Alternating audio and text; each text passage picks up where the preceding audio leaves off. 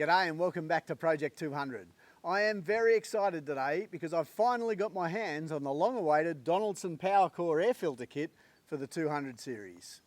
Soon after I did my testing of the 200's air filter system, I was told that Donaldson were developing a new airbox and filter for the 200, and I've been pestering them ever since to try and get a hold of one.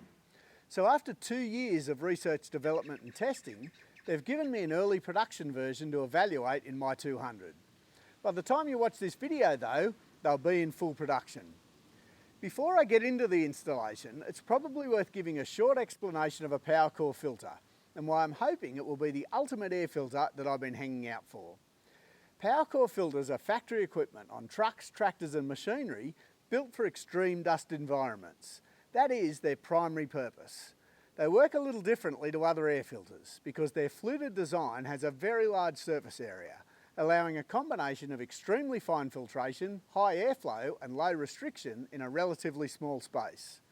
The PowerCore air filter kit for the 200 has an ISO efficiency rating of 99.99%, which is far better than anything else fitted to a light vehicle anywhere, including the factory filter for the 200 and any aftermarket element that's available for it.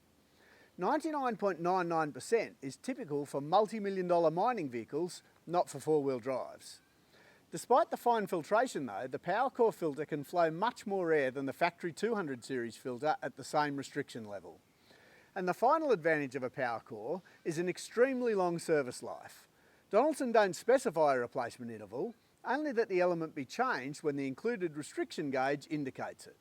Obviously, every vehicle is driven in different conditions, but I'd personally expect the element to last at least 50,000 Ks between changes. As part of my evaluation of the filter, I'll be performing a repeat of my previous dust testing in a separate video. So check the Project 200 website out for a link to that. Now let's get into the installation. Begin the installation by releasing the wiring clamp holding the MAF wiring loom using a small flat blade screwdriver. Then disconnect the MAF sensor plug and set it out of the way. Next, use a damp cloth to wipe the air duct between the engine and the airbox to prevent any engine contamination. Then, using a 10mm socket or Phillips screwdriver, loosen the two hose clamps on the engine air duct and the hose clamp on the airbox inlet. Remove the engine air duct and block the engine air intake using a clean cloth to prevent any contamination while you change the airbox. Using a 10mm socket and extension, loosen the 3 bolts securing the factory airbox into the vehicle. The bolts won't come out completely as they're held in the brackets. As you begin lifting the airbox out of the vehicle, release the cable clip for the battery earth lead from the airbox using a small flat blade screwdriver. You can then remove the factory airbox from the vehicle. Once it's out, carefully remove the MAF sensor using a Phillips head screwdriver, then set it aside for use in the new airbox. It's now time to prepare the new PowerCore airbox for installation. Start by installing the small rubber wading plug into the small hole in the bottom of the airbox. The easiest way is to push it into the hole from the outside while pulling the end through from the inside. Next, using 4 bolts, washers and spring washers from the supplied kit, attach the bottom bracket to the housing and tighten the bolts with a 13mm socket or spanner. Then flip the housing over and attach the top bracket with the remaining 2 bolts, washers and spring washers. Ensure the rubber isolators and collars are fitted correctly to the metal brackets. Once the brackets are attached, install the original MAF sensor into the new housing cover as shown. Secure it using the supplied cap screws, washers and spring washers and tighten using a 3mm Allen key. Now it's time to install the new airbox into the vehicle. Place it into position and insert the airbox inlet into the factory duct or snorkel connector, but don't tighten the hose clamp just yet. Remove the cloth from the engine air inlet, then attach the engine air duct to the housing and to the engine air intake as you lower the PowerCore airbox into position. Again, don't tighten the hose clamps yet. Align the airbox brackets to the 3 mounting holes, then secure it in position using the 3 supplied bolts, washers and spring washers into the original captive nuts in the guard. Tighten the hose clamps on both ends of the engine air duct and also the single hose clamp on the airbox inlet. Next, connect the wiring harness plug to the MAF sensor.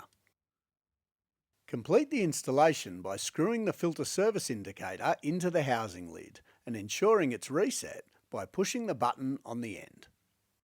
Servicing or replacing the element is a pretty simple process. Inspect the service indicator. The element should only be replaced when the service indicator window is completely red.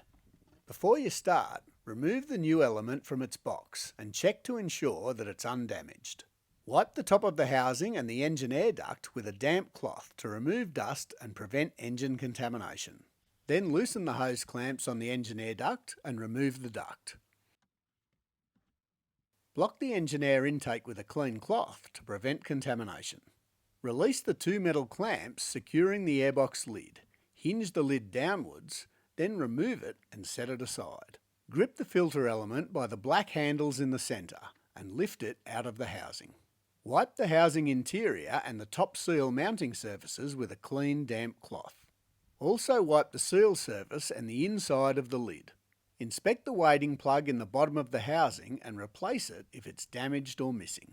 Insert the new element into the housing, ensuring it's correctly seated in position with the seal sitting flat and square on the housing sealing surface. Replace the lid of the housing by inserting the tabs into the bottom, then hinging it into position. Then clip the lid into place using the two metal clamps, ensuring it's seated properly on the housing. Very little force should be required if the element is seated correctly.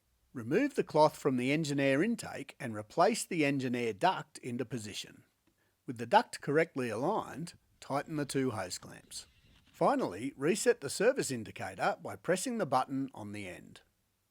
It's now been a little over a month since I installed the PowerCore airbox. I've been driving the car as much as possible over that time, clocking up over 3,000 k's in a variety of environments without any problems. When you're driving, the only indication you have it fitted is a slightly different induction noise out of the snorkel. I've also repeated my original Land Cruiser Airbox talc dust test with the new airbox, where it came away as the clear winner. You can watch a full video of the test, plus a practical explanation of what filter efficiency ratings mean by clicking here. I had assumed the PowerCore airbox would perform well in the talc test, but it far exceeded my expectations. No measurable amount of dust passed through the filter at all, and there wasn't a speck of dust visible on the clean side after the test. And what's more, with almost a kilo of dust in the filter, it still flowed more air than any brand new filter I'd tested previously, and it hadn't come close to tripping the service indicator. I really can't think of an alternative that comes remotely close to the performance of this airbox and filter. If you own a 200 and drive in dusty conditions, the PowerCore airbox should be at the absolute top of your modifications list. I cannot recommend it highly enough. See you next time.